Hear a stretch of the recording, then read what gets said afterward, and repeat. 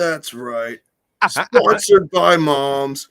Fuck dads. We're back once again. Another week in the underground. The HORDECAST Live. What's up, everybody? Welcome. If you're here, you are supporting the underground, and we appreciate you. Also, our guest today, Wompy.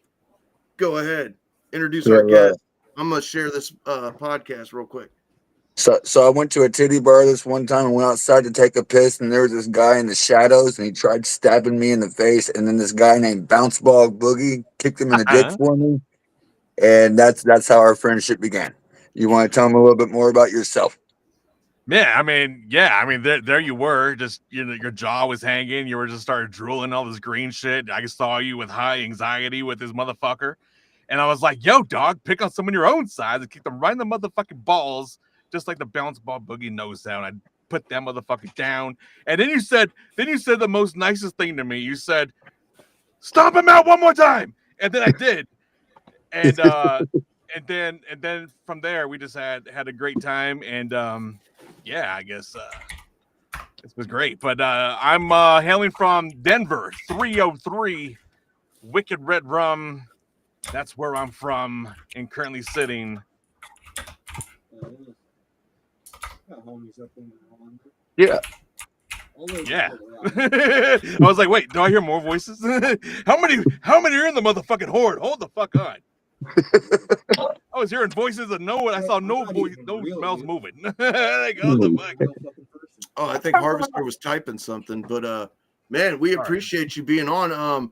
You also run a podcast. So what's up with the podcast, sir? Tell us a little bit about it. Yo, so go to underground-nation.com, Underground Nation magazine. I am the voice, the host with the motherfucking ghost, Bounce Ball Boogie. I operate Underground Nation podcast where I basically interview musicians in the underground. Yes. Similar to what we do. Right on. Very similar. I like to dig deep and find artists from all genres. And so it's been a very, very good run. We've had lots of different conversations. We have A&R reps who've done interviews with us, musicians. So it's everything underground and really trying to help artists learn the back end or kind of strategize the business aspect, because a lot of artists have great talent but don't know shit about business. And so that's the kind of where we focus on, is trying to give upcoming artists knowledge of what's to be expected by going into the industry, and of course what to look out for, because there are lots of fucking scammers and idiots out there trying to fuck us. So like a music guidance counselor. Dude, so you music guidance counselor. Follow the bouncing ball, motherfucker. That's the best way to protect yourself going forward. Is just to follow the bouncing ball. The music will guide you and educate you. And then we have great podcasts on the Underground Nation where we can highlight you, your entrepreneurship, your business, whatever. Just hit me up at ugnpodcast@gmail.com. Nice. Hell yeah. He's got a whole promo right there. Never interview. I can't say I've never interviewed a chef, because this one time back in the day, this is one of my first interviews before like podcasting was even a thing. I interviewed this kid. His name was Grok. I'm gonna say this wrong. Grok Hurak, and he was a giant 7'2" wrestler here in Denver, and he didn't say a damn thing. Every question I asked, it was just, and he was just butchering whatever meat he had. I don't remember. I just remember he kept butchering the meat, and that's all his answer was. And that was my first interview, and was indeed with a chef. Or nice. I guess you could say butcher, because he was butchering at the time, but he was preparing a lovely meal. I wish you would have put some money on this so you'd be a little bit richer right now. That's great. Man, just like talking. Is it only me? But Killa's talking, and he sounds really low. He might need turned up. I could be tripping. Yeah, I'll check the settings. Yeah, he's a little faint there. It's weird. I can hear him pretty good. Yeah, I'm down to interview Shuffalows. You're damn right. Oh, I can smell what you're cooking. ugnpodcast@gmail.com. Let's go. Awesome. So you basically cover a lot of business aspects of the underground. Then that's interesting.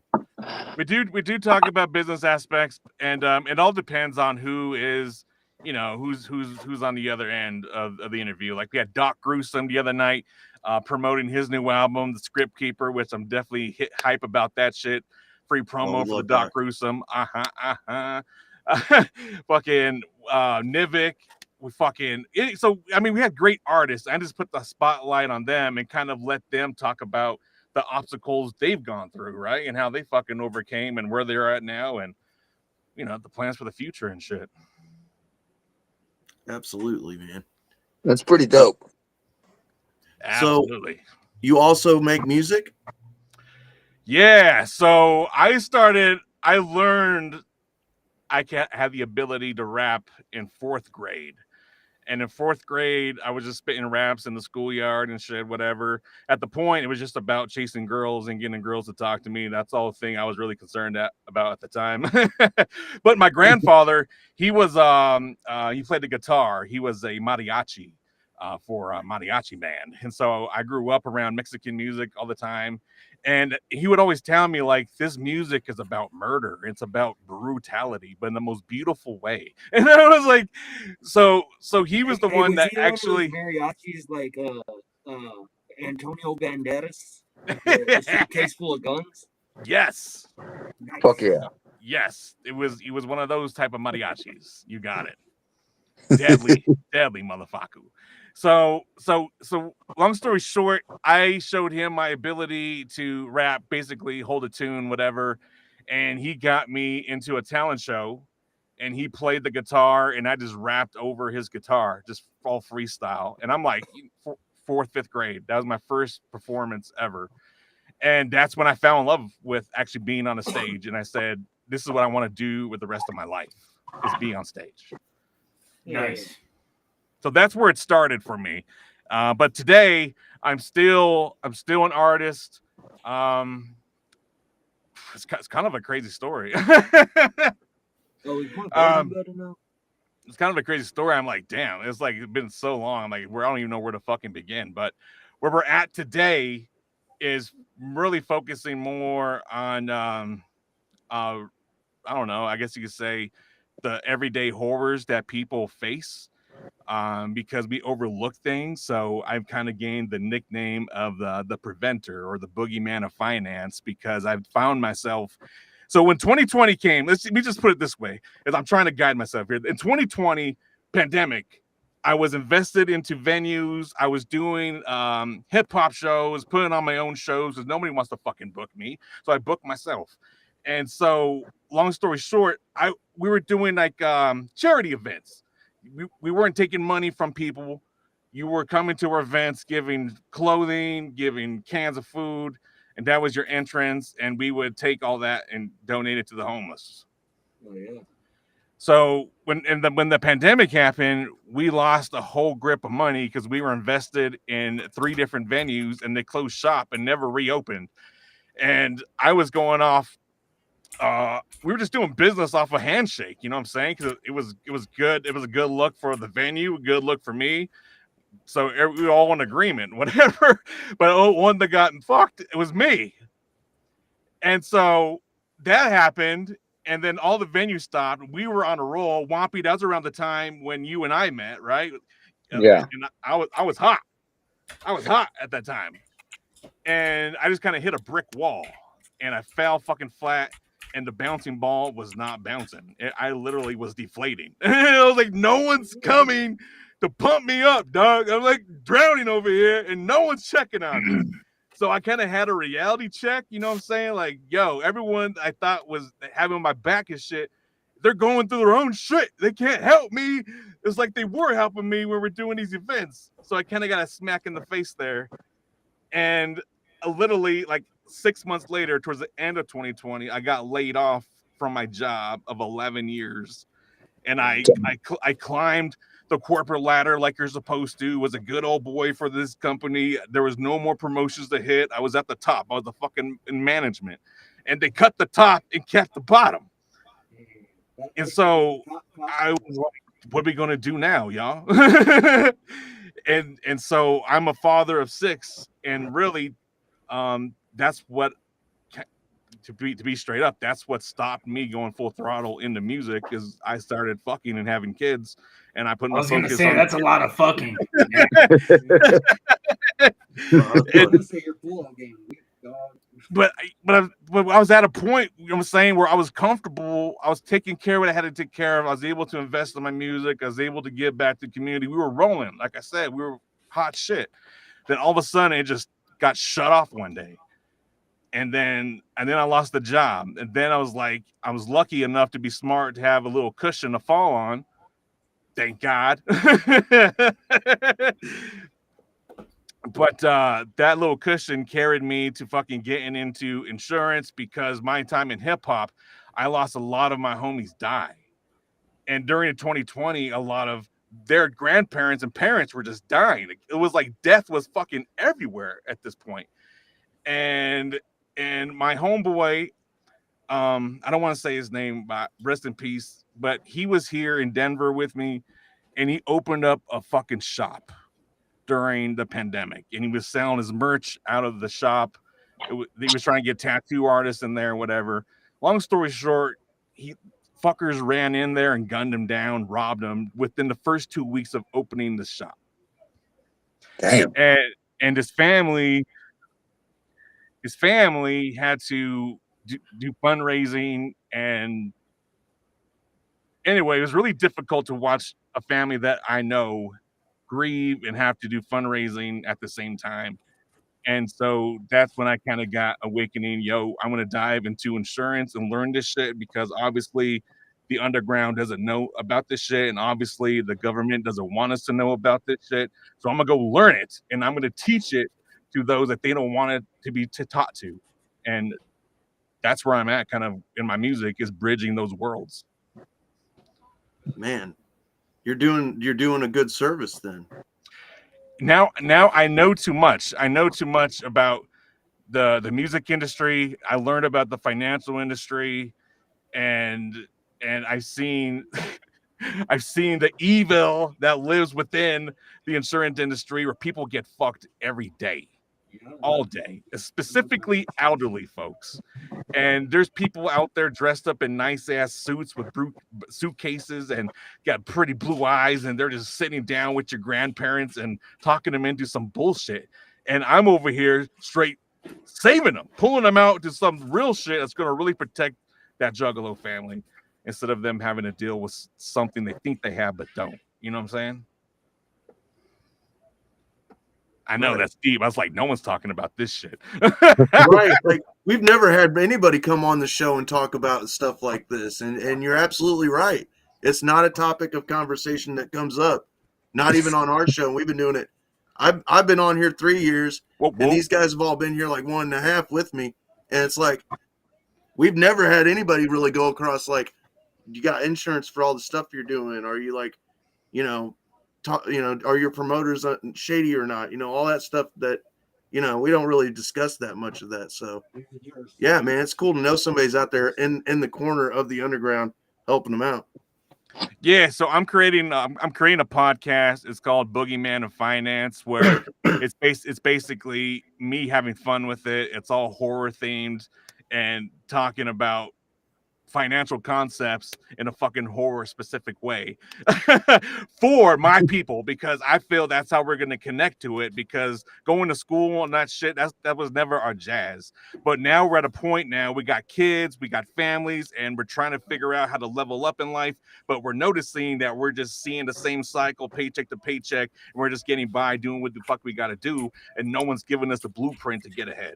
And so that's where I'm kind of coming in as the boogeyman, to start helping people start making that plan to get the fuck ahead. Chef Man, Chester. the chats are going nuts, man. I seen Tom Martino's in here watching. Johnny P. What's Johnny up? P in the gang over on Facebook. Yeah, Johnny P's over there hanging out. We got your artwork, sir. We might flash it later, but we're going to wait till later. Anybody that's here watching, waiting for the news segment, will be at the end of our show. We want to give our guests the proper attention and give them a chance to, get their information out there and talk with them. We'll These discuss boys other love things later. these boys love flashing things, so get ready. Yeah. Yes. Yeah, well, we were discussing it, or at least I was. I thought I was going to lose my mind and come on without a mask. I mean, could you imagine that? Then everybody Anyway. says you actually have no actual face. That is your face. I don't know what you're I talking about. know. Underneath that mask, Harvester, why don't you pop up this guy's the YouTube, or is that what you had linked up? Yeah, Show yeah, I people where can they show can the. subscribe? I got the track right now as the first thing queued up. We have to kind of shuffle through it. We can go in and do the Go Home Roger, and then we can share the actual his actual page. Okay, all right, I got So if you guys are ready for it, we can play that first track and let people kind of get a taste of what he's got going on. You say you about to play Go Home Roger? Yeah. Fuck yeah. So All right. before you hit play, man, so this song is an example of what's up and coming. I got new music dropping, but this particular track is kind of what I was explaining earlier, is really bringing people more into reality, the horrors of reality. For example, I was always in a position of having to work, and I was always putting my work before my family. Like, yo, I know I got to work, so I need this motherfucking money so I can help my family. But yet my family wants me there to be there for my kids' soccer game, football game, whatever. But I'm like, no, I got to work, yo, or else you can't play no soccer. You know what I'm saying? That balance is hard.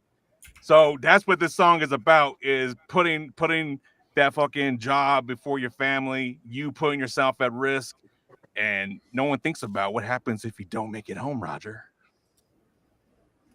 All right, here we go. That's fucking nuts. Sounds good. Thanks for the setup, man. Yeah, man. Yeah. Let's get this thing going. Yeah, let's get a motherfucking boogie on. I'm gonna pause.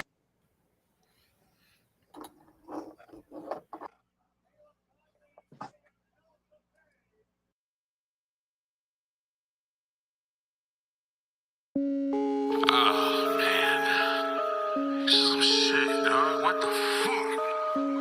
Life's a twisted game, and everybody's gotta play. Some plan ahead, and some just fade away. You can gamble, you can stall, but death don't wait. Death take it all. Clocks ticking, grip the wheel, streets like a death race. Every lane got a reaper, every car got a cold face. I'm dodging fate, trying to make it to the dinner plate. But if I don't, will my kids even see straight?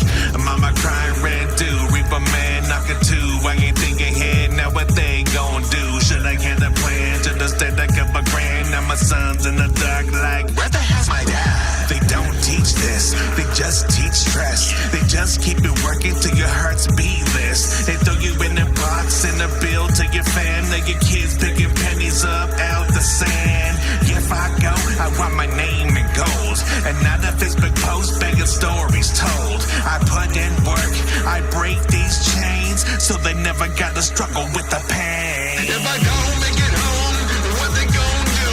The light shut off and the rent past due. If I don't make it home, who gon' eat? Or will there be another name left dead in the street? If I don't make it home, what they gon' do?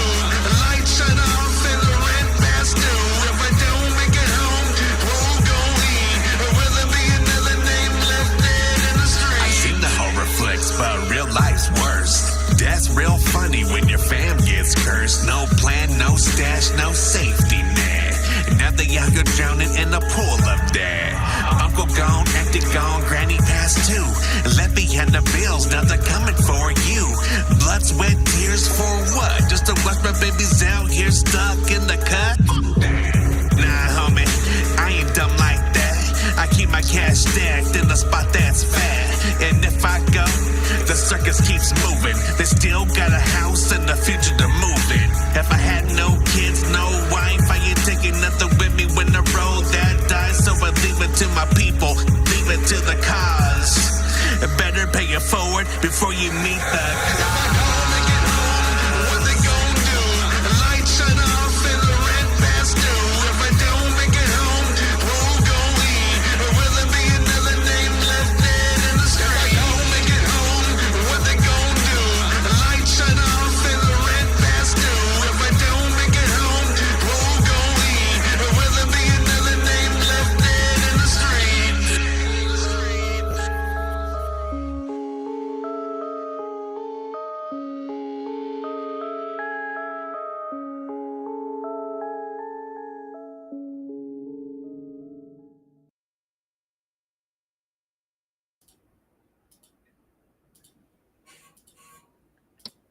And we're back. Yo. Open for feedback. What you think about that, Oh, Killers? Yeah, I fucks with Boom. Yeah, it was pretty rad.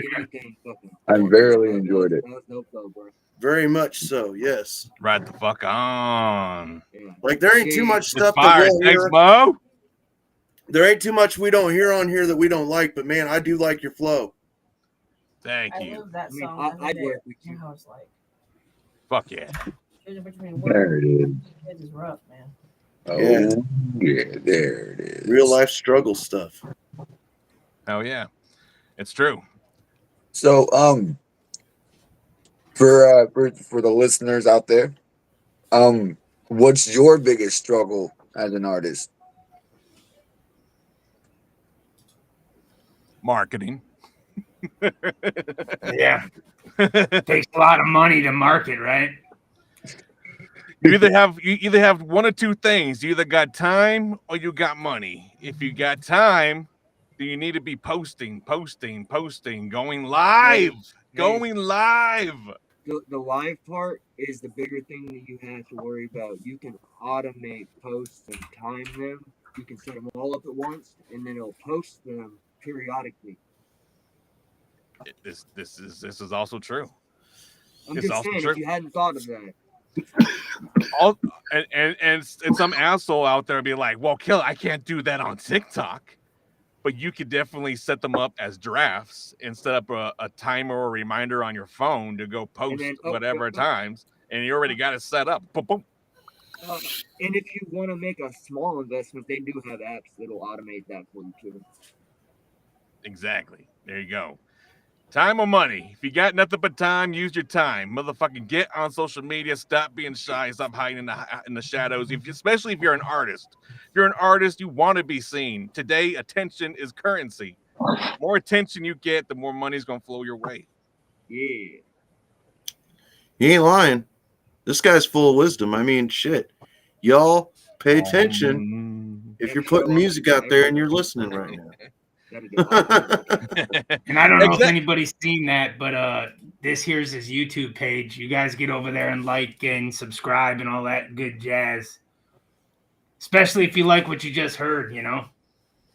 That track right there, Bounce Ball Boogie featuring Chuckles, I'm Your Demon.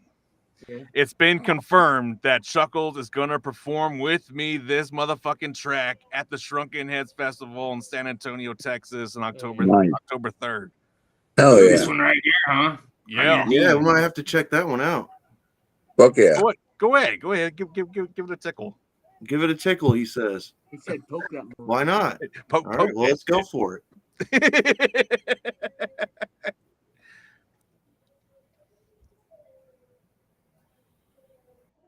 We love flat. We love.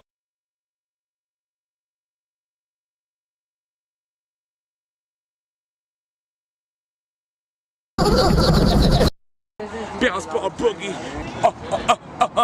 With your hand, bro.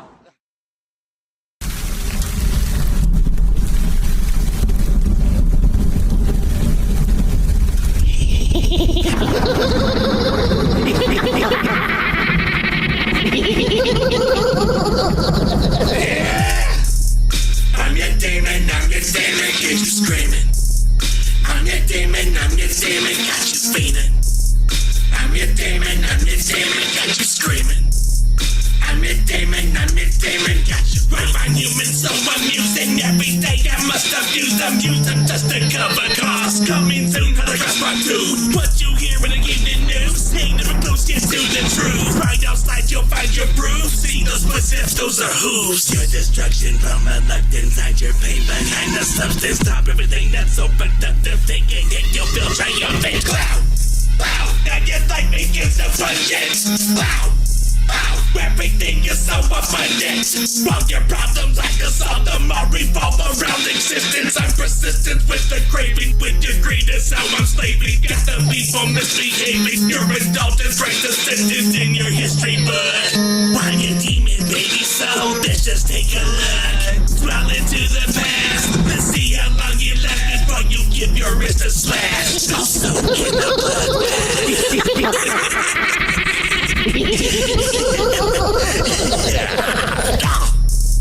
I'm your demon, get you screaming.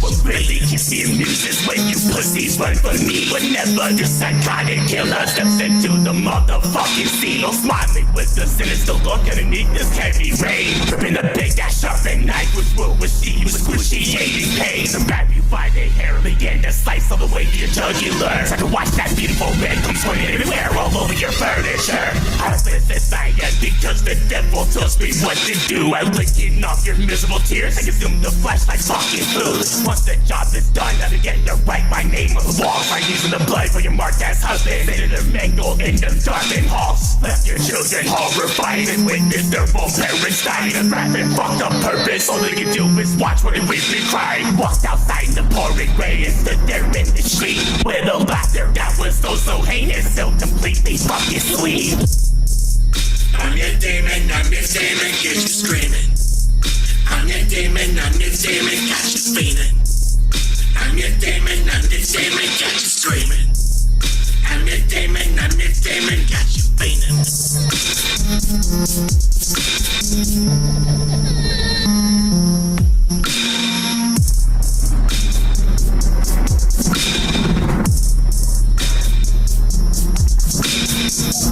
They're gonna put a catheter in my ass because, or one of those catheters. See, juggalos do care. Right there at the end, proof right there. Right. Need help? Call now, motherfuckers. Don't wait. Yes. I was gonna say, man, we've had Chuckles on a few times. That's my guy. And I'm gonna say, dude, a really cool guy and a great sense of humor. We came up with the whole mom's commercial idea why he was on this show. That was a riot. Yeah. Moms use dildos. If you don't mind them dirty. But or wait, what was if you it? like them sturdy and you don't mind if they're dirty, moms. There you go. Moms. Harvest. Shout out to God Chuckles damn and the right. whole mass gang. Whoa, whoa. See, we don't get any real sponsors, so we got to kayfabe some sponsors. You know what I'm saying? Yeah, kind We of like get new ones every week. Cooch Hooch Malt Liquor, 37-step distillery process to get you that signature fucked up. That's one of our most popular.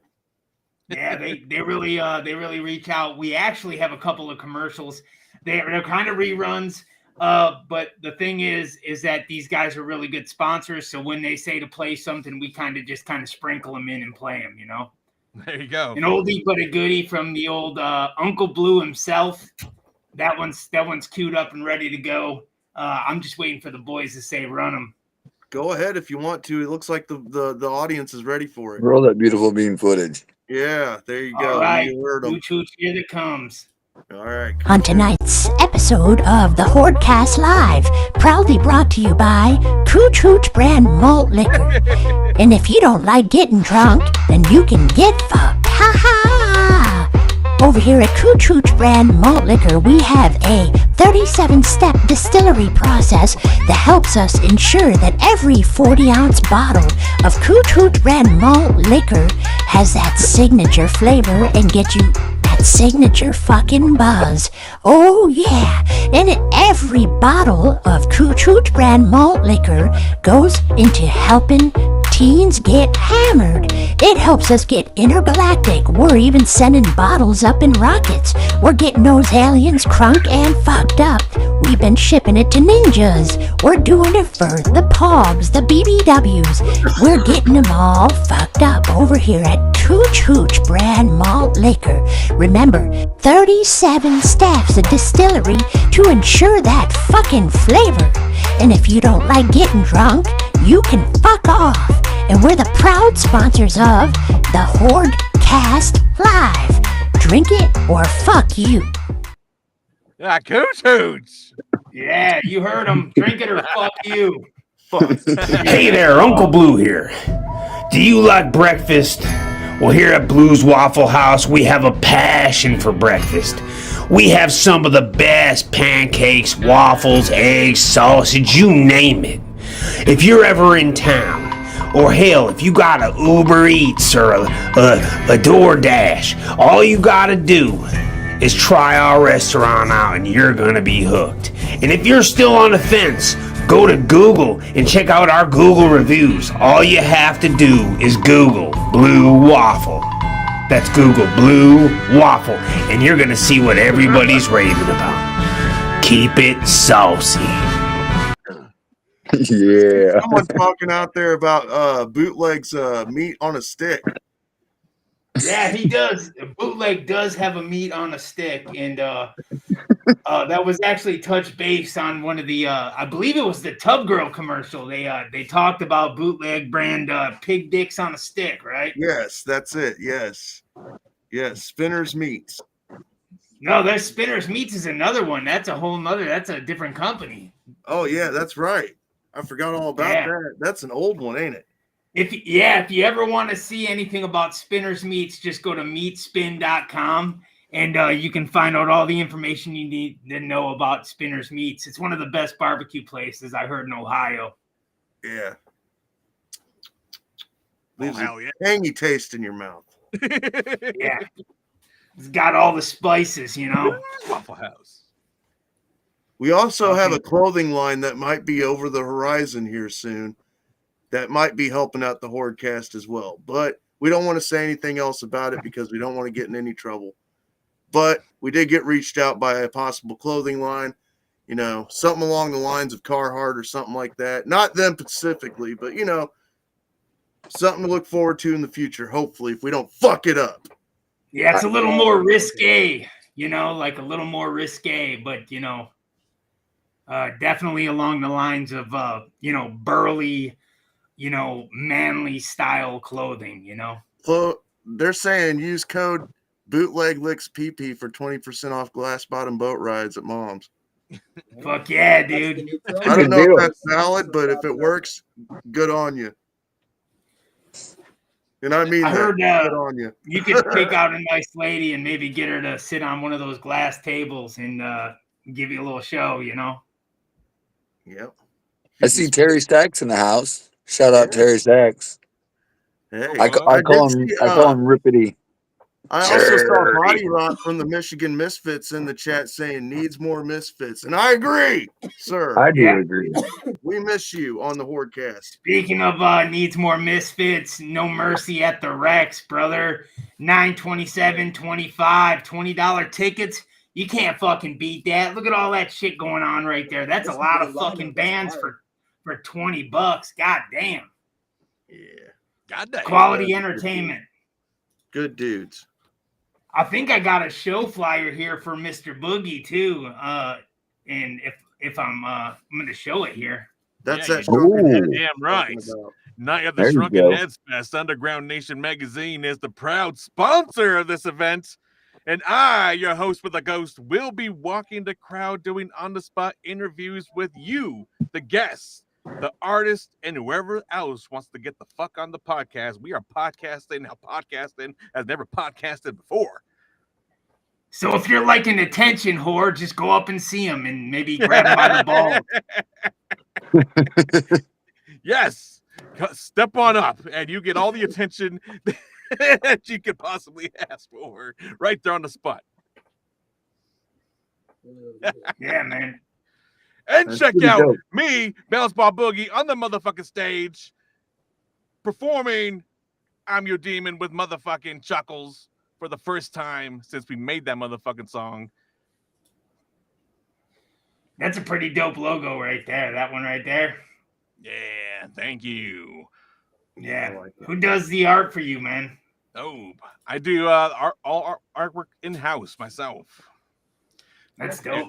Which is I am working on next is getting my merch back in order. Ever since, like I said, kind of hit that wall in 2020, I just kind of let it go, and now I'm seeing the demand starting to come back, and so that's what I was focused on, is getting the audience back up, and that's where we're at now. So make sure you're following the bouncing ball for everything upcoming. I like to Google here and there. I've got a whole little lunchbox full of. Never mind. You got a lunchbox full of bouncing balls? No, just little doodles. You are quiet for some reason all of a sudden there, Killa. I don't know what's going on. I don't have my earbuds, man. They died on me, so I'm trying Ah, to fire shit.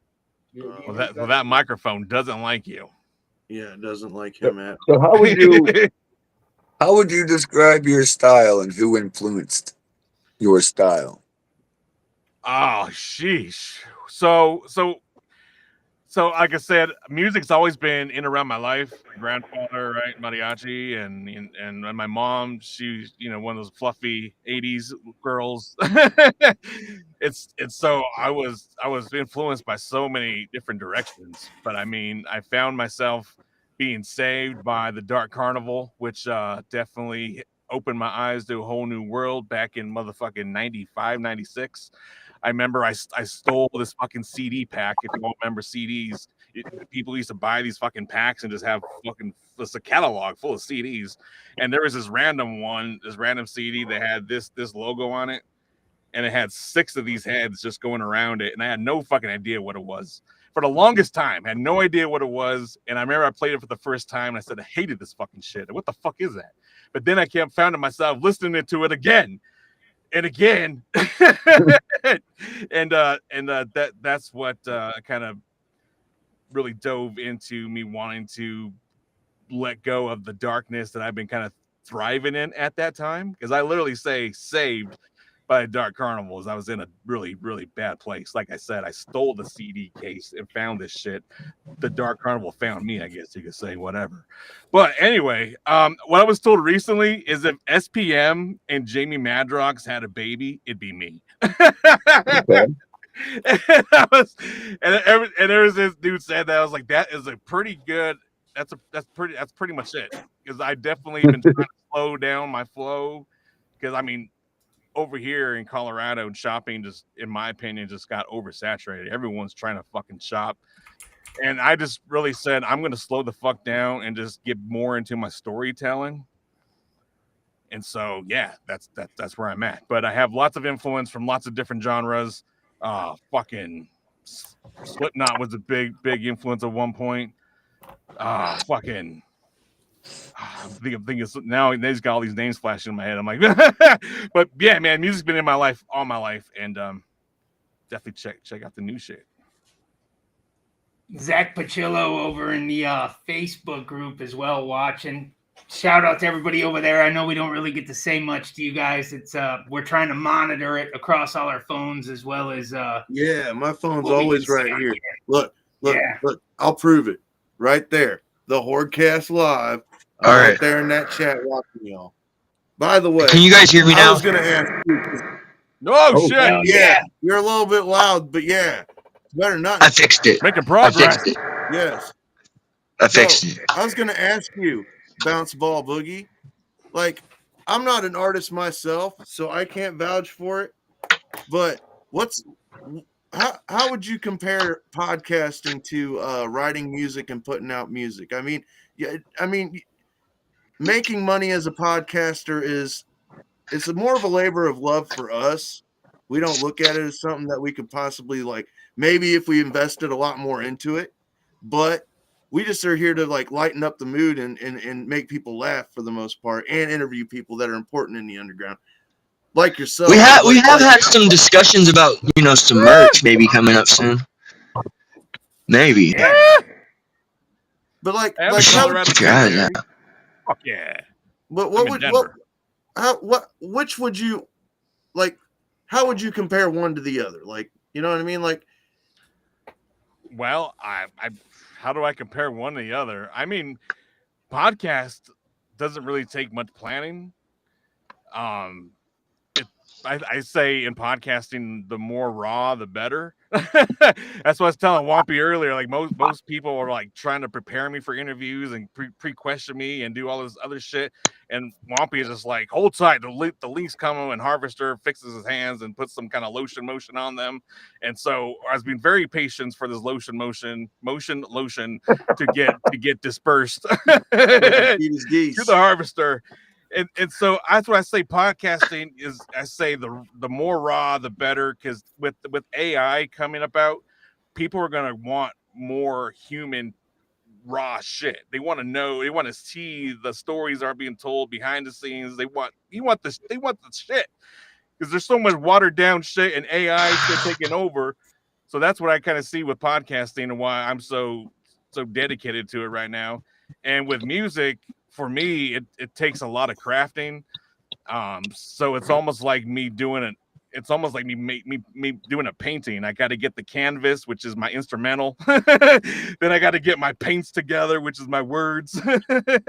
and put the story together. And that's why I said earlier, I've been really focused more on my storytelling and really having people tune in to the story instead of me just kind of showcasing my ability to flow. And that's why I said earlier, people chopping and shit is definitely cool, and I admire those that fucking do it and shit, but I'm slowing my shit down because I want the words to be heard. I want the story to be seen. I want the story to be seen when you listen, if that's a good way to say it. Hell yeah, man. So what Wampy was actually talking about, I am healing like a mutant. You can't even tell. Ah! Hand surgery. Yeah, hand surgery. That was a wicked looking scar. I can see it perfectly. Oh yeah, this is. You could have seen it last week. Oh shit! Yeah. Take my strong hand. Oh. Whoa. What happened? Like you got attacked by some pumpkins that you were harvesting? They fought back? Now feeding the geese a little much, fucking. Yeah, kids. They'll lobotomize you and throw you in a cell if you do that too much. But Harvester went beyond that to the point that his hands were crippled like this.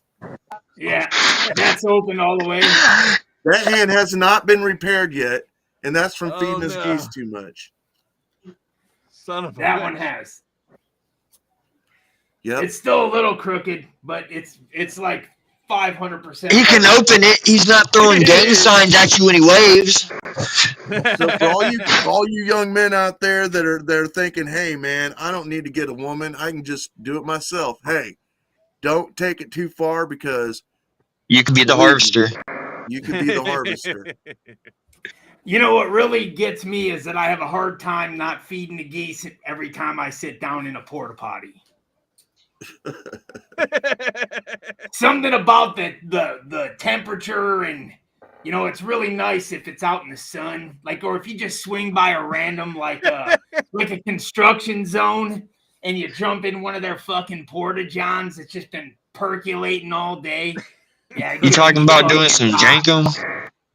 Yeah, that gets me fucking hot. Shout out I to get Ken wrapped up. Jankum.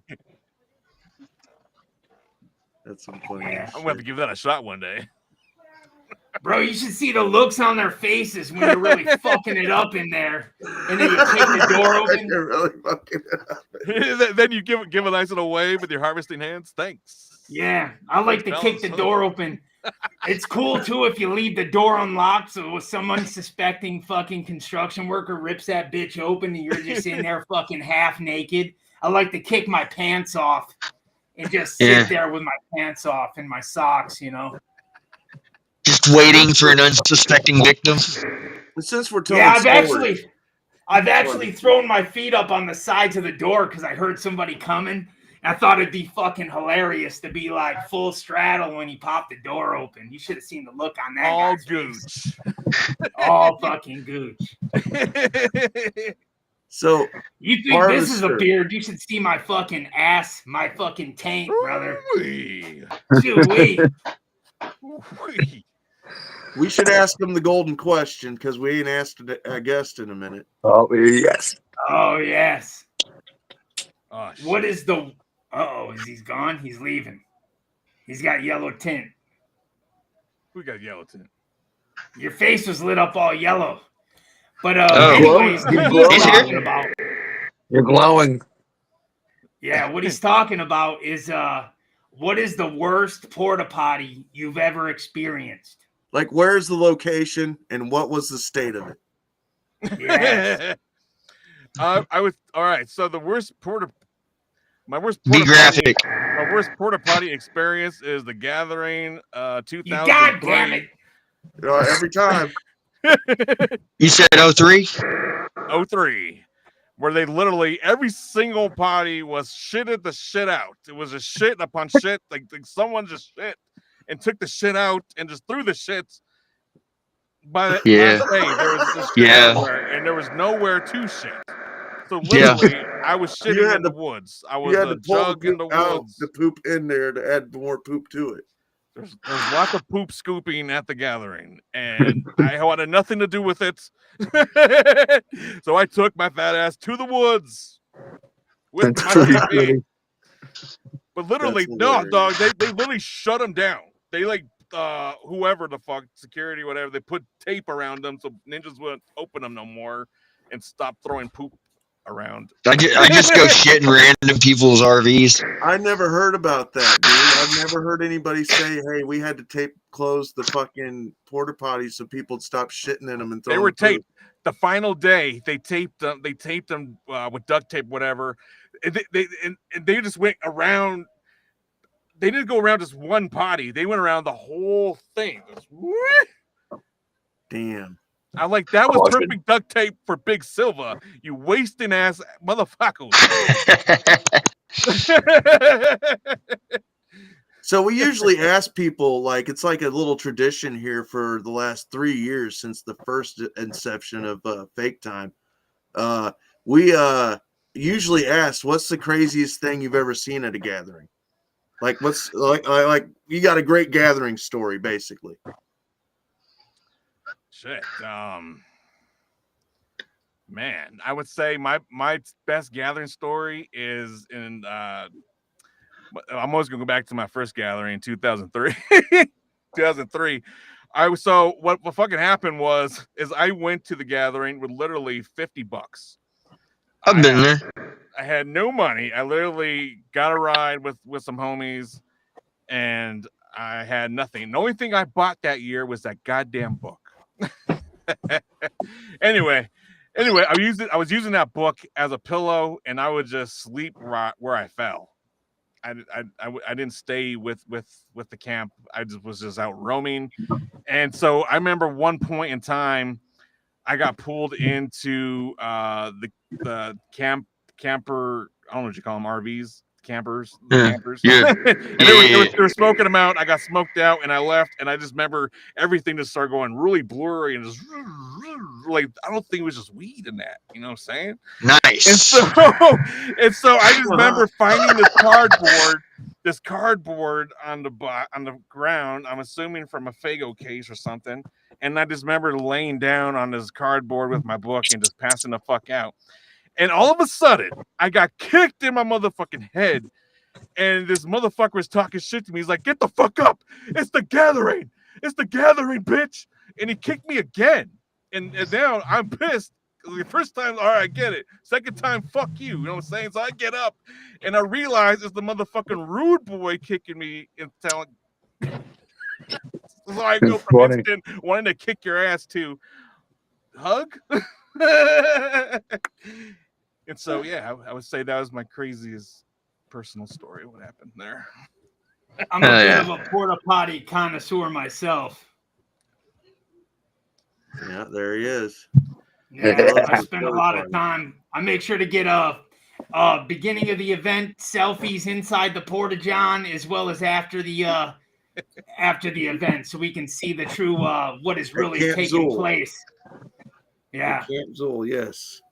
Speaking of Camp Zool, a little Zool, photo of me using one of those porta johns at a fucking random construction zone.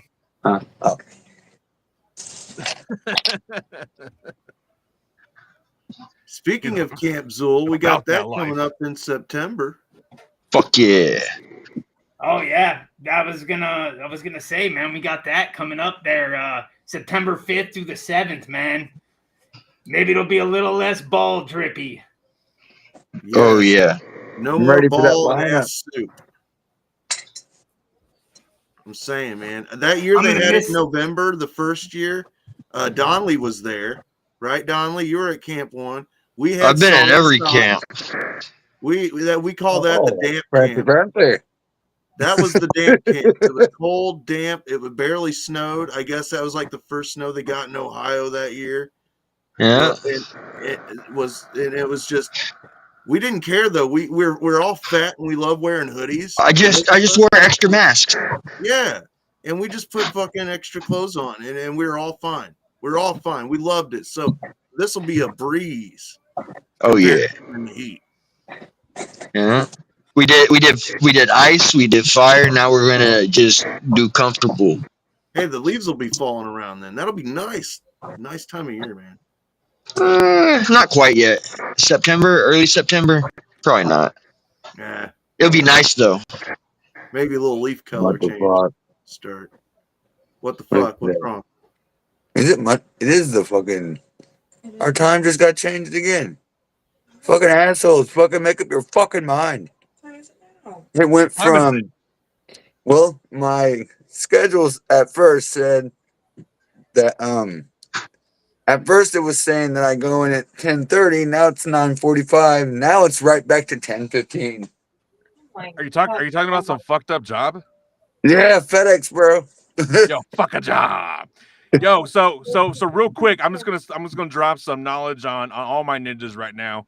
With if you heard about this big beautiful bill, what caught my attention with it is the triple B, because I am the triple B, bounce ball motherfucking boogie, and they want to do this big beautiful bill, and all of a sudden I start seeing people that I'm talking to every day start losing their food stamps, they're losing their Medicaid, these motherfucking jobs. You think if you're just secure at these jobs? Nah, they're closed. A lot of them are closing up shop. Lots of big ass warehouses are fucking gonna be laying off shits. Anyway, my point of going off real quick on a tangent is to tell all y'all, start looking into ways to be a business owner now. Everything is rigged for business owners. Learn about LLCs. Learn how to motherfucker put everything underneath the LLC. No longer use your personal shit, because all it's going to do is ruin it. You want to get an LLC, put everything underneath that business. And this is the best time to learn about it now. You had any kind of idea, no matter how stupid it is, that stupid idea, someone else out there wants that shit. There's billions of people out there. Hey, we have a stupid idea here. So do not downplay yourself. Do not. You want to make merch? Make that motherfucking merch. You want to make fucking cock fucking khaki sacks, whatever. You can fucking do that shit. And you can fucking do it now. You should do it now. Don't wait for your motherfucking job to fucking change your schedule and hold you by the balls and say, Wampy, come the fuck in when I want you to come in. You say, fuck no. You're my side gig, ho. Wampy in this HORDECAST is my main hustle. You're my side bitch. Everyone needs to turn that 9 to 5 into their side bitch right the fuck now. That's the mindset. That's what I've been telling them. That's what I've been telling them, bro. It ain't 2026. This is 2026, 6, and it's time to fucking rebel and stand the fuck up for your family. All that. And if you need fucking help, hit me up. Bounceball motherfucking boogie. Bounceballboogie@gmail.com. Simple as that. So where can people see your podcast, sir? The podcast itself is on Underground Nation on Facebook, but the audio is everywhere, worldwide, on Spotify, Apple. We're actually doing really good on Apple right now. So just look up Underground Nation Podcast. It's streaming on your favorite platform. But any kind of video footage, it's all on the Facebook channel of Underground Nation Magazine. So definitely follow. We'll do our best to follow back. My biggest interview years back was with you, man. You was doing a horrorcore magazine shit. So Horrorcore Magazine evolved into Underground Nation Magazine. So Wampy, you know, I've been with this shit for a long time now, and so so I want people to really understand, like, no matter how stupid you think that business idea is, fucking go for it now. Learn the fucking basics of running a business, and you could use outlets like the HORDECAST, Underground Nation Magazine. You could use us as a platform to fucking give you what's the word I'm looking for? What's the word I'm looking for? Boost or something. Give him a fucking boost. Exposure, bitch. Exposure. Yeah. Attention. You need attention. Attention is the new fucking currency. Understand it. We could have definitely discussed something about that, man, because we are trying. We just want to, like I said, we want to lighten the mood of the underground by bringing a humorous tone to it, you know? And you should do it. You should bring the humorous tone, and when you see an opportunity to educate them on something they fucking need or possibly could be getting hustled on, you should take advantage of that too. because we feel like when you listen to a lot of ICP records, those skits that made you laugh, those are also reasons you came back to that music. Yeah, So absolutely. So we make these commercials and these sponsors just to help out with the humorous side of things. So the audience that is watching gets a chance to laugh at something ridiculous. And that's absolutely. That's what sets us apart, I think, is we have a sense of humor. We don't take ourselves too seriously here. So we appreciate you being on, though, man. Seriously, we've learned a lot. You were a really good guest. You actually had a lot to say. And I can tell just by the way it rolls right off your tongue when you talk that you know what the fuck you're doing when it comes to podcasts. I'm into shit. I am balls deep into this podcast game. So definitely anyone out there that wants to talk about the business, talk about the struggle, talk about anything, I have a podcast for you. So what I mean by that is Underground Nation podcast. That's just one of many podcasts that I'm creating. And so we could discuss that. It's like homeboy, he was a chef Jester. You were calling at me earlier. Holla at me. Chef I'll make a whole man, category just for fucking Chef Lo's dope. Shoot, you want to help me run that? Shit. There's some money there for you too, dog. We could discuss that too. Shit. That's good, man. Chef Lo, I know you're out there watching, man. Hit this guy up. Yeah. I mean, he's dope, man. He's actually been pushing pretty good. The Chef Lo, he's got like some merch rolling already. I got the a t-shirt from him, a fucking demented garlic butter t-shirt. Thing's fucking dope. I love it. Yeah. I love that shit. So before our guest goes, do you want to play the new Wompy track? We do have a new Wompy track. Did he send it to me yet? I haven't seen it yet. I'll check again. I don't think there's a new Wompy track. Wompy? What is No, it? he didn't. I don't think he sent it. I'm working on a new Wompy track. Yeah. Oh, you didn't get. Oh, okay. Never mind. Yeah, the world's hit me all at once. Well, since you fumbled, I guess you got to play another bounce ball track up there, Harvester. Sounds good. Yeah. We can do that. It's all good. Sorry Go about that, play the What? basement on that YouTube majigger. Yeah, let's see. And then y'all could kick me in the ass and y'all can go run it up. But yeah, anyone in the chat, you got some questions, hit me. You got me for the next 2-3 minutes. I don't know. Let's see. What did we want? We're gonna fucking Let's take him to the basement with my boy basement. Blackjack. Go down. Keep going. Go a She little said, further. Oh, go a little further. Ah, there we go. Yeah. We gon' take their bodies to the basement. We gon' take their bodies to the basement. We gon' take their bodies to the basement. Nobody talks about the basement. We gon' take their bodies down. Yeah, we gon' take their bodies down.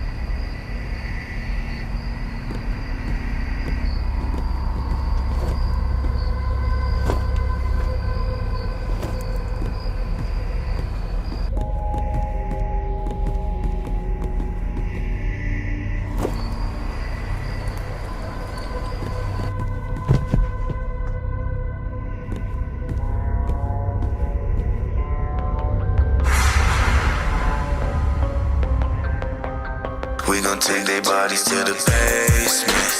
We gon' take their bodies to the basement. We gon' take their bodies to the basement. Nobody talks about the basement. We gon' take their bodies down. Yeah, we gon' take their bodies down. We gon' take their bodies to the basement. Nobody ever talks about the basement. But we dump our money on me, pushing all that weight. Don't let paranoia stand up in your way. Who you call? Bounce ball. Who you call? Bounce ball. I won't pass collection plates until the day I pass away. Catch a body, be my hobby. Right outside the hotel lobby, in the back of my jalopy. My profession never stopping, so no question now I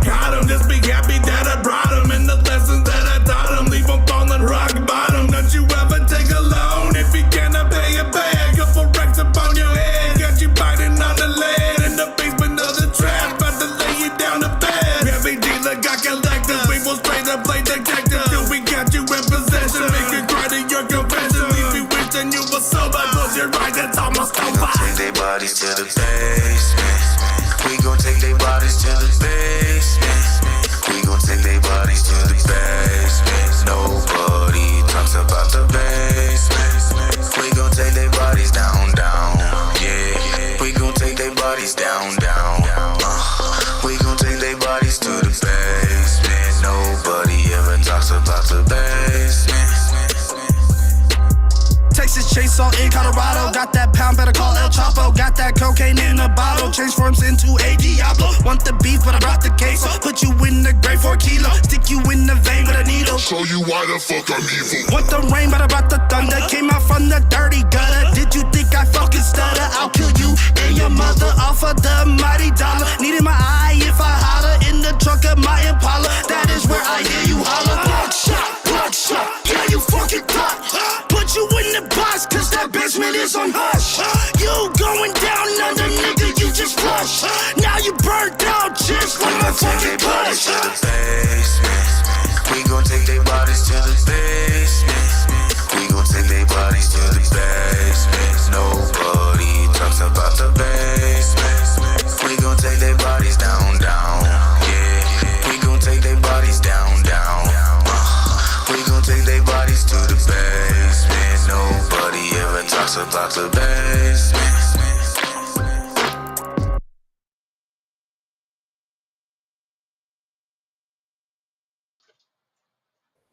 Woo! Whoa, whoa. Joel Brady, I think you would have a wonderful time in the motherfucking basement. Don't kid yourself. You come over to the basement. We have a great time. We could go catch whoever you want to go catch, and we can make them vanish off the planet and never talk about it and just say it was a good horror story you and I came up with. I'm running out of room in my basement. I mean, I've stacked them as high as I can, and it's like, you know, little corridors like a hoarder house. It's a hoarder. I'm hoarding. I'm hoarding. I've got a wrestling ring in my basement, and it goes straight up to the ceiling, so I can't even stand up in it. So it was a waste of time. But I still like to roll around in it. Swimming in guts. Stack them like fucking cordwood, boys. Well, my horde casting friends, it was great to chill here with you. Are there any other you got for the Boogie? Well, you got me. Nah, I got any shout outs, man? Yo, I want to shout out to all the amazing listeners out there vibing to the Underground Nation magazine and podcast. Make sure you go to and subscribe on our mailing list at underground-nation.com, for we have an upcoming magazine about to drop. I'm not going to tell you what's in there, but you know, in the past we've had great artists such as I thought you were gonna drop one, huh? We've had motherfucking Wompy, we've had motherfucking AXC, we've had motherfucking Razacal, and make sure you come check out all of us at the Shrunken Head Festival in San Antonio, October 3rd and 4th, and come see the Bounce Ball Boogie. I will be there, and you'll get a podcast interview with me, one-on-one, for free, bitch. That right there, huh, boys?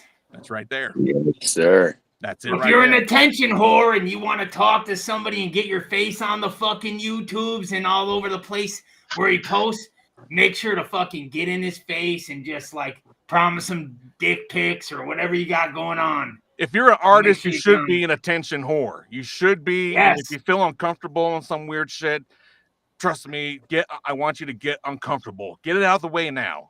I want you to make a fool around your friends now. Make yourself a fool around your friends, because when you're out and motherfucking thousands of motherfuckers, then we want you to at least have that experience and be prepared for it, right? Yeah, I don't say attention whore like it's a bad thing. Like you said, it really is. This is the way the world works. This is the platform, and you have to be in people's faces at all time. Yeah, get annoying. Get real annoying. Get fucking, just go harvester on them. Just get in there and fucking super duty dumb. Get in there. Get in there. Hell yeah. Everyone follow the bouncing ball. Make sure you go check out underground-nation.com. I'm Bounce Ball Boogie. Just Google me. Just follow me wherever you like to follow, motherfuckers. All right. Thanks for coming on, man. We appreciate Thanks, brother. You got it. You got it, Thank Charles. you, Boogie. Whenever you need me, I'll be there, ready to kill you. Fuck yeah. I'll be in touch, my friend. Hell yeah, that's what's up. That was like All right. a legend right there, hanging out with us. Yeah, that's a good episode. Wompy, I'm sorry. I didn't know that you didn't have the track done. I'm sorry I Oh, brought it's okay. Not a problem at all. So let that be known that he does have one coming. Everybody that's still here with us, he has one coming. And it's gonna be fucking absolute heat. The plan was to have it done today, but certain current events have got my notification going off crazy, so I could not focus today. You should have just put your phone in the microwave, dude. I just threw it away. the weird shit that keeps going on and on and on and on and on. The world is full of madness right now. Madness. Shout out to Madness. Yeah, Deadly Nights I will Rise. say that one thing, who man. else to shout out to? Who are these boys right here coming up? Oh man, we got something special for you guys tonight. All right, well, let's I go. kind of want to jump right into it, man. Yeah, like I'm Go I for wanna it. Then hear we'll talk about the news. In the news today.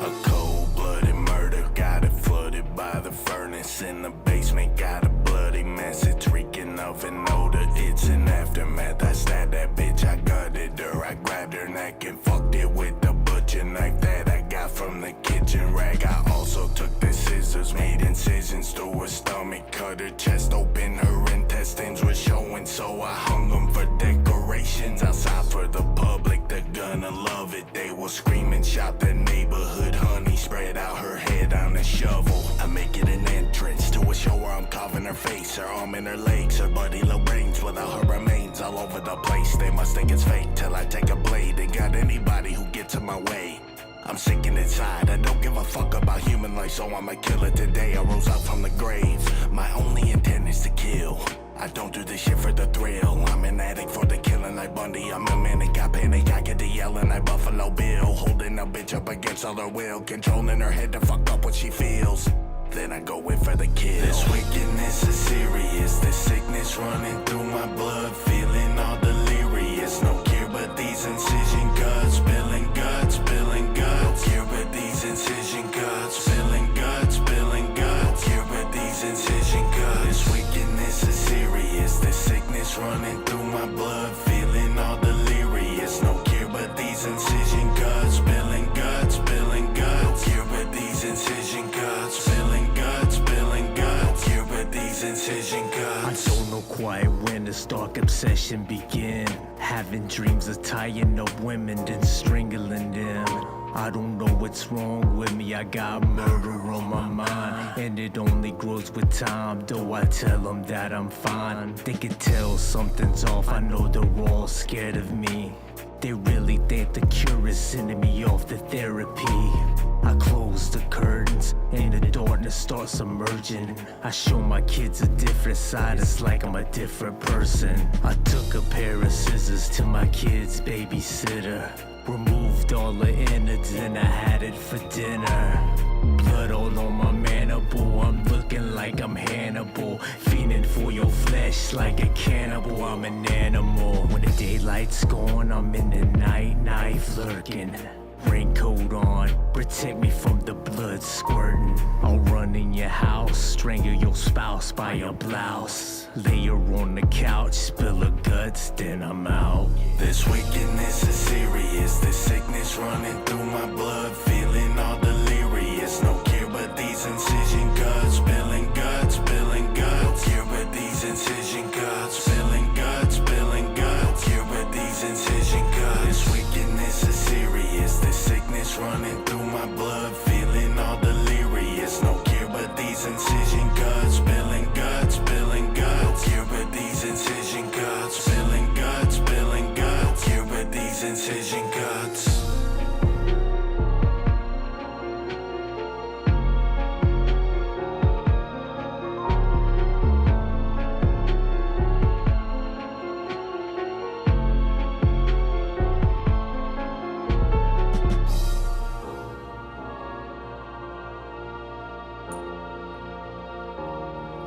Damn.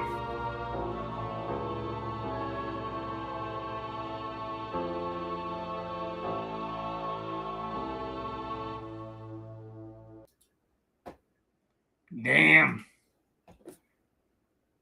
That's pretty good shit.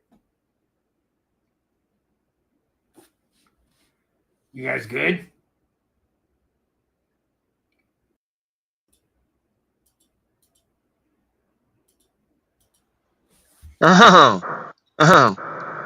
Anyway, like I was saying. That's weird. Can you guys talk now? Harvester was doing his best Ron Simmons. Damn.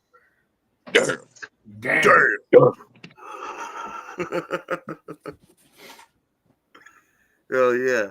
So man, I keep on saying that Dead Idols is probably one of my top favorite new artists that I got into this year, along with Hell's Bells. Yeah, there's been a lot of good ones, man. Is they fucking kill it. I think most of the people on, I can't think of anybody on Rotten Flesh that isn't. I know, man. That's one label that I'm glad I got to fucking get into, man. I mean, there's so much fun to dabble into over there. Go and get that new record by the Dead Idols, by the way.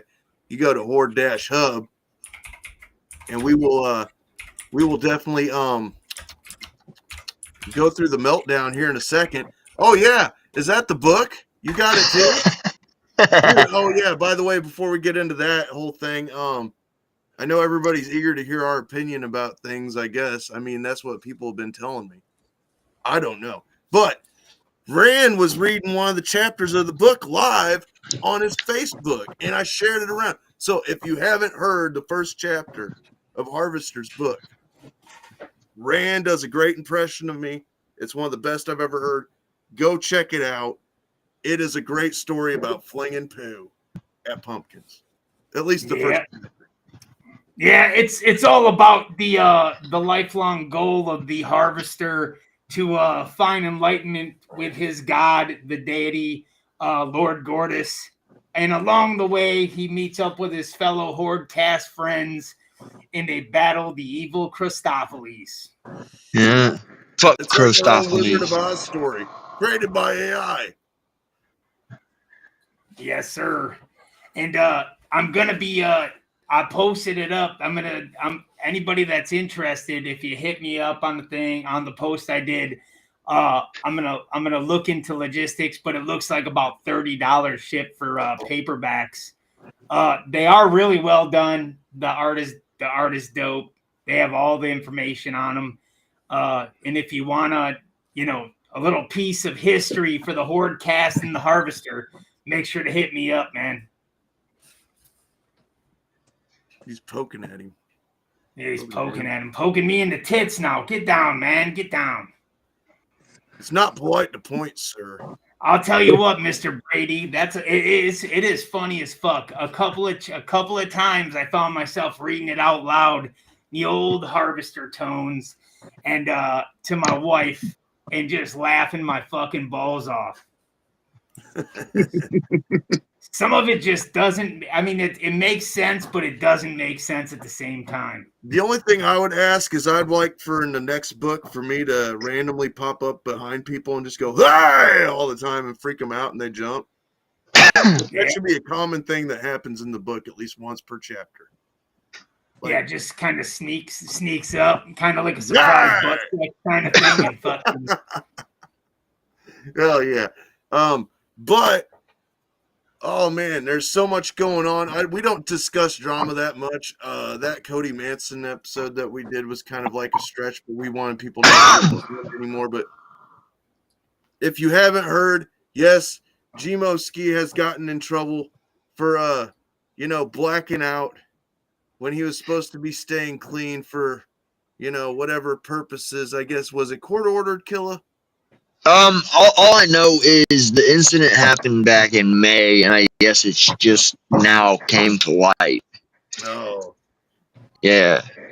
But yeah, apparently he beat the shit out of his girl, like broke her jaw. They had to cut her neck to go in and fucking reconstruct shit. Mm. Because that's what it was. I saw in the picture. I was like, why is her neck cut? And I was like, oh yeah, he broke her fucking jaw. So now, does that mean that he's been working on the label for quite a while? It's just that it never came to light. I wouldn't be. I'm not saying anything because I haven't heard anything, but I wouldn't be surprised if the label fucking took care of his bail, dude. Like, I don't know. That would be my first assumption because from my understanding, he wasn't like locked up. Like he got bail.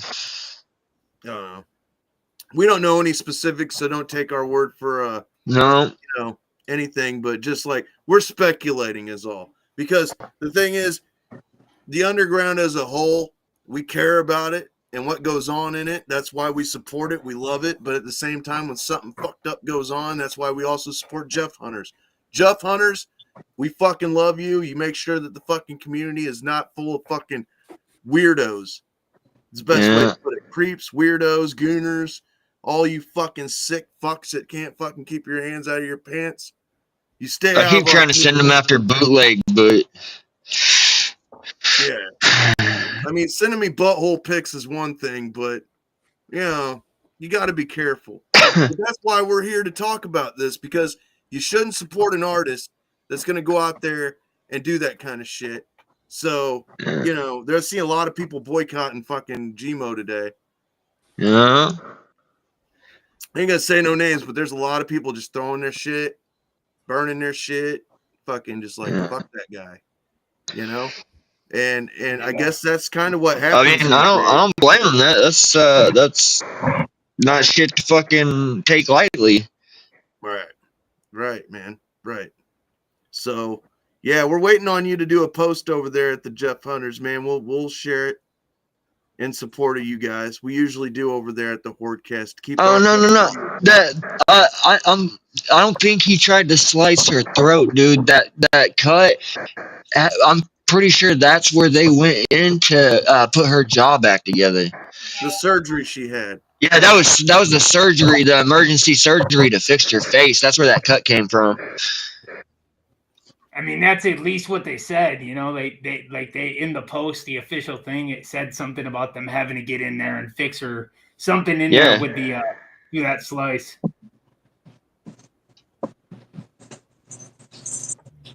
Anyway, there's other. Well, it's not in her throat. It's up there. They go in behind the skin so they don't fucking have to cut her face up. Oh yeah, probably they put it in the fold, right? Probably so you don't get scars on your face. Yeah, they can, because your skin is loose in your neck. They go in like they just cut it open and go in underneath there. They ain't cutting no arteries or nothing. It's just kind of weird that M&E kind of wraps around both things that we're going to talk about, because there's that they officially showed the release earlier today, saying that they don't condone domestic violence and stuff like that from their artists and people that work for them. Good on them for that. But I don't know, man. Everybody's kind of going to have their own opinion about this, but I know a lot of people are jumping down Twisted's throat right now about the whole Bill Cox versus Jamie Madrox situation. Fucking shit, dude. I mean, I've always had a lot of respect for Twisted, especially Jamie. I've always thought of Paul's the angry son of a bitch in the group. But, yeah, it's like, wow. I mean, it's Killa. You fill yourself in on all the news and the knowledge, and you're really smart about stuff. Now, isn't it true that the boys fulfilled their contract to its peak before they decided to leave? Yeah, they fulfilled their obligation to the label as far as I know, as far as getting the releases out. So and the jab was just was not necessary to begin with then. No, it wasn't. I think that behind the scenes, there's definitely some salty shit going on, and I've heard speculation, but I don't even want to touch on that speculation We because don't I'm have to sure now. if it is true, eventually that'll come to light. But I talk to the boys like here and there in person because I hit a lot of shows being in Ohio these days. And like I talk to Joe a lot, and I don't know, man. He's hinted, read between the lines type shit, but I'm not gonna speak on that because that would be a breach of confidence. Yeah, I know. I'm not asking you to say anything like personal or not. No, I'm just like you read all the That fine all lines. I'm gonna say is something that Bill said in a group of people. He had to fight to get Gods of Evil out. It was a fight. I want to touch base on what Terry said. I don't believe that was a stab at Jay. He literally was saying that Twisted's breath smelled like Violent J's dick. So that just comes off to me that Twisted was sucking him off, not, nothing bad on Violent J's side, really. That being said, I do know, like Killer was saying, is that they even mentioned a bunch of times that they were just like that they were sitting on their fucking the Gods of Evil Rise. They had that done like 2 years ago, dude. I thought that they wanted to have that out before they did Lost Lake Estates, but then they ran out of time. They had Lost it Lake done. Estates out to push for more time to put out that album because M&E wanted to have at least that be their last record that they could capitalize on, Well, see, I think that's the deal, right? Like if they had let them release Gods of Evil Rise, then that would have released them contractually from the label, right? That would have been their quota. And then I think what was it? It was 4 albums on M&E. It was a 4 album deal. And they did Church Azul, Almighty, Mausoleum. Well, no. It's on M&E. I'm talking about M&E releases. Was Necronomicon and M&E? Yeah, Necronomicon 2. So it might have been 5, a 5 album shit. Because Lost Lakes, that was completely through LLE. Exactly. But I think that the way it worked, because they even mentioned, he brings it up in the diss, is they were basically holding Gods of Evil Rise, is the way I took it, to capture revenue on these other songs that they were releasing as LLE, right? Because they were using them still as kind of like a pony. They were riding on their back to use that. They were funding their own stuff, like Lost Lake Estates and fucking shit like that. But any attention they were getting was going back and getting filtered through M&E, right? Like it was getting them more sales, more fucking looks. Because they push merch so good. Yeah. Exactly. So they paid attention to how the merch game worked, for sure. Yeah. What's Two things. Number 1, my phone's about to die. Number 2, I gotta go to work. All right, bro. I'm glad I could be here. Later. It was a lot of fun. Much love, everybody. Be safe out there in the real world. Everybody. Yep. Later, brother. Later. Yeah. I probably need to get going here soon too. My mom has been waiting over at the table here in the hotel for me to get done with the show. Well, if you gotta go, you gotta go. Man. Yeah, I mean, I think me and Bootleg. We're gonna wrap this up here in a minute anyway. Yeah. All right. So if you want to, cool, man. I mean, we were gonna think about playing the diss track, but oh yeah, I want to hear that bootleg. Did we ever get the full version from whoever that was? I have it's 4 minutes 48 seconds, the diss track from in the video that the boys dropped. I did yeah. Yeah, dude, run it. I would. Lee all right. I'm gonna do. Y'all figure that out. I'd say just play it. I'm good. That's what I was gonna say. At the end of the day, I mean, we love the boys, and they know we love them, and this is nothing bad against them, anyways. We clearly stand behind them, and I think we're gonna. I don't know what would give you that impression, dude. I have no idea what would give you that impression. We had Leon last week, for Christ's sake. Oh yeah. Fuck, I forgot all about. Anyways, I'm out. Everybody out there in the interwebs, do something cool. Go burn a church down. I'm out. Don't burn a church down. That's not. Hey, don't listen to bootleg. That's not. No, I'm a heel, and I won't even do that. You don't want that on your record. Well, if you see a church on fire, let it burn. That's okay. You don't want to get hurt, so let it burn. Yes. So, Harvester, here we are. This is it. This is the deep cut section of the show where it's just me and Harvester getting real with shit. I'm going to tell you right now, this diss track, we're going to talk a little bit about it. We'll play it. It'll be our ending to this thing. That way, if we got to edit it out for the boys to tell us we got to do it, then, by God, we can go ahead and go to the end of the show, and we can be like, all right, we'll edit that out. But here we go. Bill did reply to Jamie Madrox, as a lot of people out there know, which I didn't think that what Jamie said was taken towards Bill. But then again, when somebody else pointed out the fine lines, I'm like, okay, here we go. So here we go. And I think that this is other than this is one thing I'll give Cody Manson credit for. He did go straight at Ouija Mac and try to start something by putting out this hilarious diss track.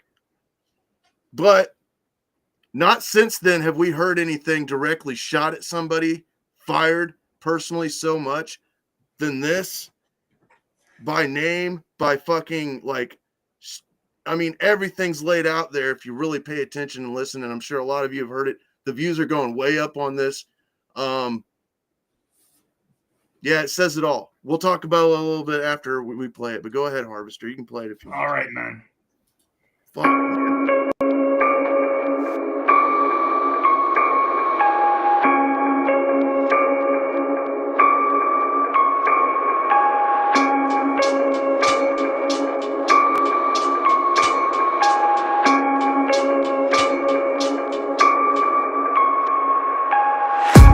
Shit, never complain once. It must be the multiple woman's time of the month. Punk, the only thing you're finna bleed out is your pussy.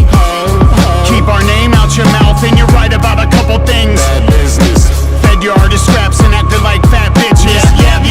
It's like battered dog syndrome. Ho, tell the truth, air it out like the window.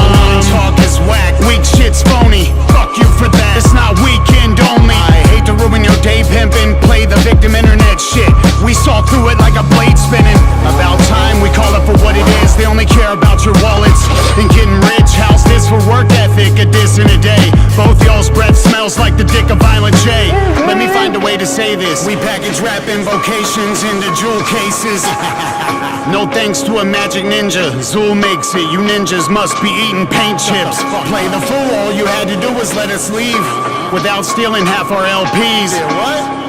Funny, you tried to take them all, turned around and I'm appalled that you yourself know what it takes to make a record. You yourself know your label put in minimal effort, but still you tried to keep it. I'm the type to call a bitch when I see it. Stop posting, start praying to Jesus. Couldn't hurt us if you tried. Big threats on IG. I guess your boy lied. Come on, Jamie, tell the truth. You invited us to be in that group. Big whoop-de-whoop. You must be out the loop for 2 years. Your label didn't cut a check. I mean this with disrespect. My index on the trigger. Does anybody forget when Twisted said, Ninja? The Demented duo got dementia. If they think that we would let him slide, this a heartbroken homicide. Sorry guys, I don't wanna do this. I'm your Judas. Thinking you would never, not in the wrong.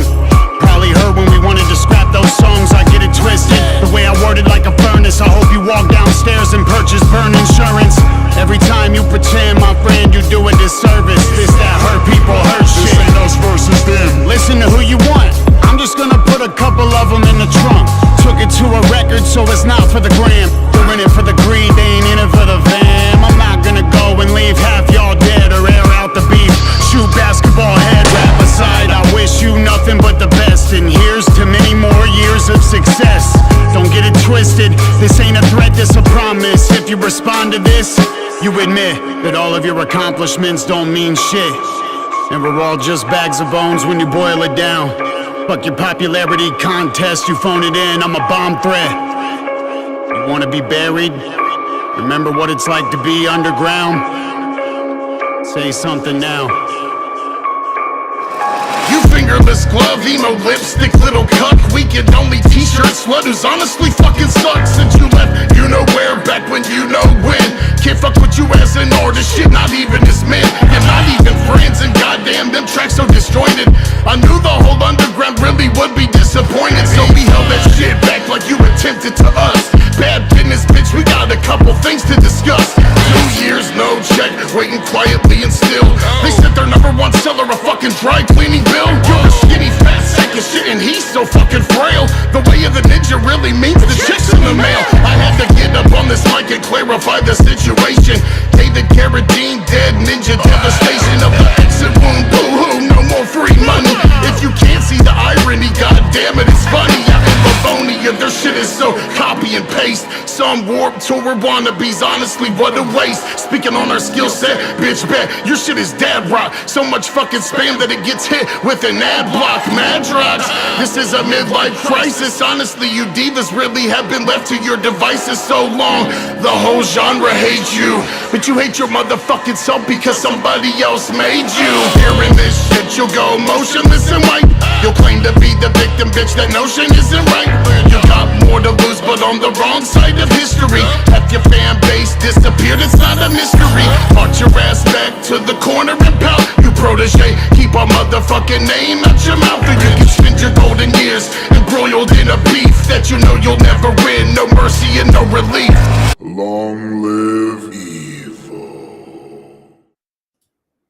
Well, Damn. I mean, I've heard it 3 times today.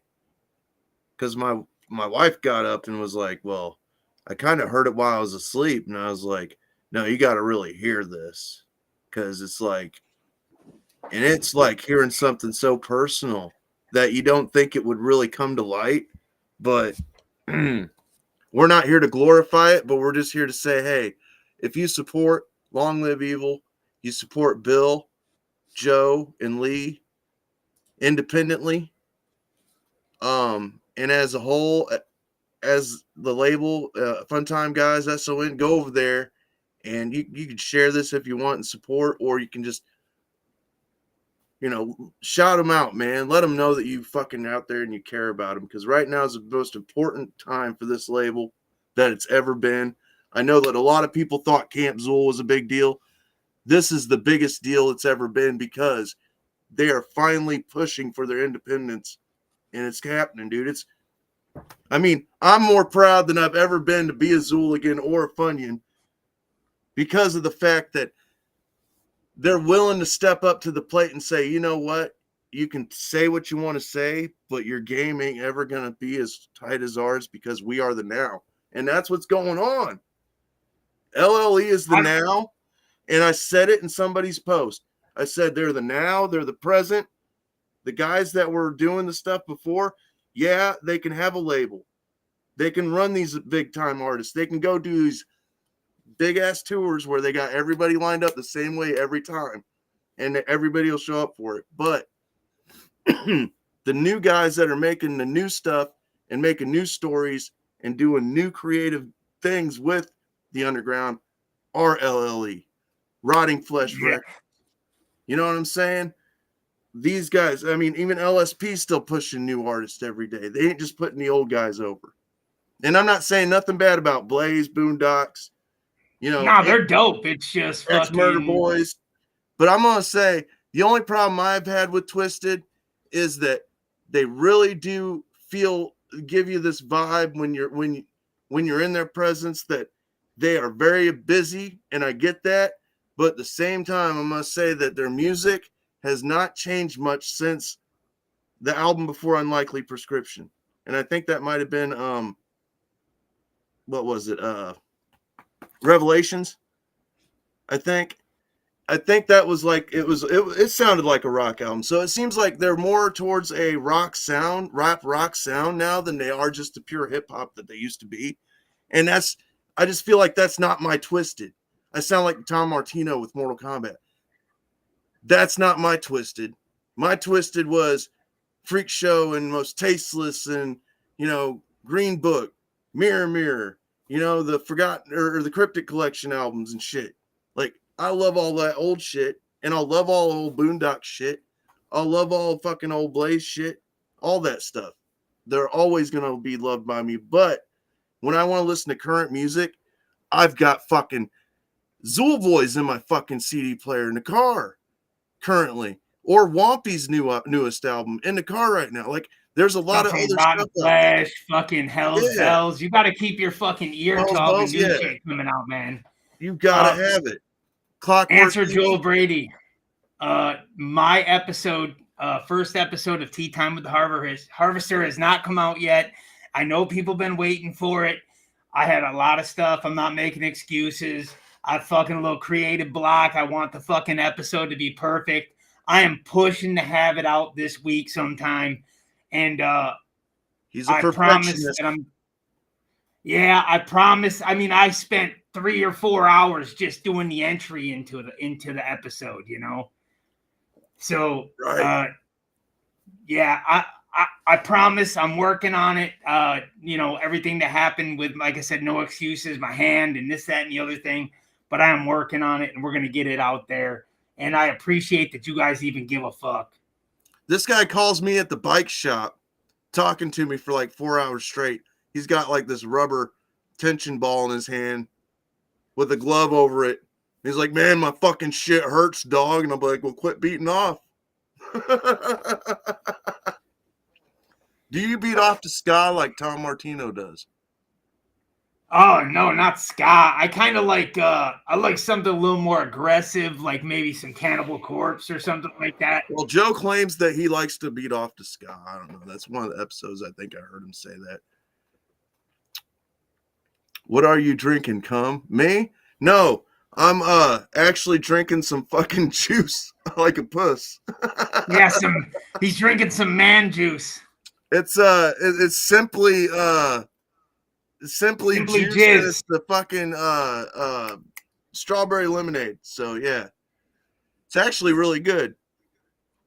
2 for $5. But anyways, so yeah, Harvester, you got any points to point out about this whole situation with Jamie just being an ass about? Yeah, man, I'm gonna tell you if anybody listens to that diss track too really close. I don't know if you've ever seen the thing where the guy's like, hey, I'm a magician. I'm going to fucking, what does he do that, where he makes you forget, like he fucking hypnotizes, right? Yeah. And he's like, I'm going to hypnotize you. And he's like, hey, when I'm snap my fingers, you're going to forget you were gay, right? And then you're like, and he snaps his fingers. The guy's like, hey, I'm not fucking gay. He's like, see, it worked, man. Well, if you listen to that thing where Billy says it, he goes, if you respond to me, you admit to, like, and he gives the whole list. So basically, he already won, whether he responds or not. Like that's the way I took it. Because basically, if they respond, they're admitting that all this fucking other all this fuck shit they did, right? Yeah. Like that's a dope fucking. That's like you win either way, right? Like they lose either way. If they respond, then they're admitting all this fuck shit, and if they don't respond, they look like a couple of cucks. Yeah, I don't know. A lot of people have been telling me in my messenger, they're like, man, I can't wait to see what fucking Paul goes live and fucking bitches about this shit. He's gonna be fucking. I'm like, yeah, I bet he goes back to fucking opening a pack of fucking Newports and starts chain smoking again, puffing on them grits, dude, all pissed off. But no, man, I don't know. I don't know what's gonna happen. I think the beef is just mainly between Jamie and Bill at this point, but also Lee. He's backing his boy up. It didn't feel like Joe chose to stay out of it for whatever reason, But that's his choice. But you know what? The thing is, I think fucking Joe Black is the big boss. Is what's going to happen if they do respond, and then I think it's going to elevate. And then I think then we might see some stuff from Mr. JB.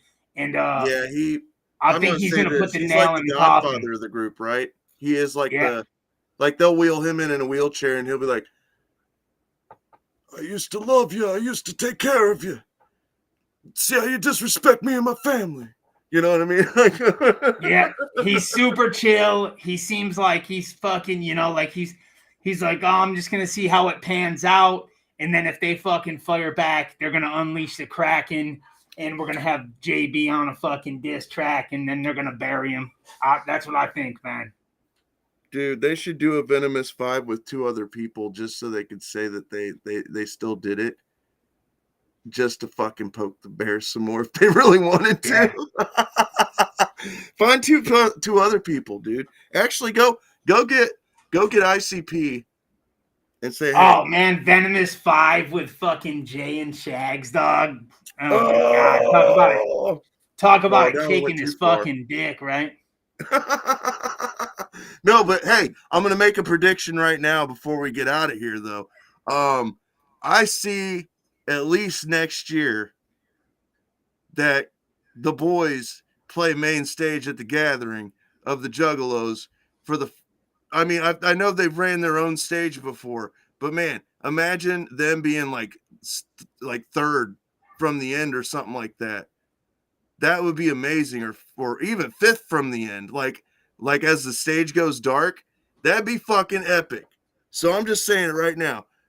If the boys get a chance to go to the gathering next year, we need to make sure that we fucking heed the call and we fucking go full force to fucking supporting that, pushing it forward. Hit them up all right. The time. It's the end of the episode. We ran a little deep. Before I give you guys the rundown, I'd like to give a special shout out again to our homie fucking Johnny P.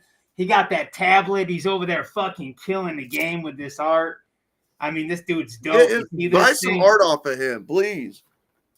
Yeah, he did that. And don't forget, boys and girls, he did this. Keep your fucking eyes peeled. We're working on something with this.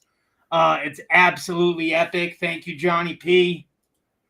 Johnny P probably uses Bad Touch gloves, by the way, to draw his artwork because they got that killer grip. That killer grip, not only for drawing, but for Harvester uses it for, his geese. Eating the geese, baby. Yes. And I'll tell you, you use the promo code WHIPSTICK from motherfucking LLE from the Super Famous Fun Time guys, and you'll get 10% off your purchase for some fucking Bad Touch gloves. Did you see his post earlier, by the way, where he said the Bad Touch gloves are coming off? He's going to give everybody ringworm. Oh, man. He was mad. That was funny. Anyway, go ahead, Harvester. Merch meltdown time, and we'll get out of here. All right. Right when we roll into it, before we start, remember, Camp Zool, the 5th through 7th of September this year. Keep your fucking eyes open for them tickets, boy. More blood, more gore, more fucking blasphemy.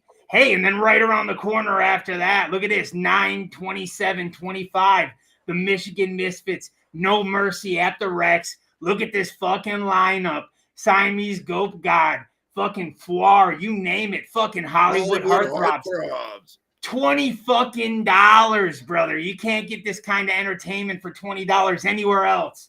So fucking, you better fucking keep your eye open for that DJ one. Crust. And as we said, fucking don't forget, boys and girls, Bounce Ball Boogie himself told us this event right here, October 3rd to the 4th, fucking 7 p.m., all fucking ages. Look at this thing here. I think, what's that say? Fucking, it's like $15 to $20, 3-day pass, only $40. Look at this fucking thing.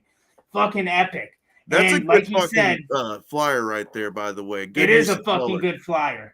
And then don't forget to get over there. Check them out. Underground Nation podcast, right? Bounce Ball Boogie, the boy, the man, the myth, the legend, the friend of the Womp Thing. And give that guy a couple of likes, loves, and shares over on the fucking YouTube and stuff. And now is right about the time where we say thank you to moms. And remember, if you want them sturdy and don't mind if they're dirty, it's moms. Yeah. And a special shout out to Cooch Hooch Malt Liquor, 37-step distillery process to get you that signature fucked up. You know what I mean? And if you don't drink Cooch Hooch, then fuck off. So here we go, boys and girls. This is where it comes down to the old fucking merch pile. when you're done listening to us, or right now while I'm fucking it, what do you got, Bootleg? Don't forget to tell them to go to Zoolmart because they had that independent sale. There's probably masks Fucking left. Zoolmart. Yep. There's a whole bunch of shit on Zoolmart. It was like an explosion the day after it was like like, hey, we're fucking done with M&E. Now we can put out some fucking our new Tom's merch, making them masks right now. Yeah. Putting So his anyways, ass to work. we're at the fucking end of the show.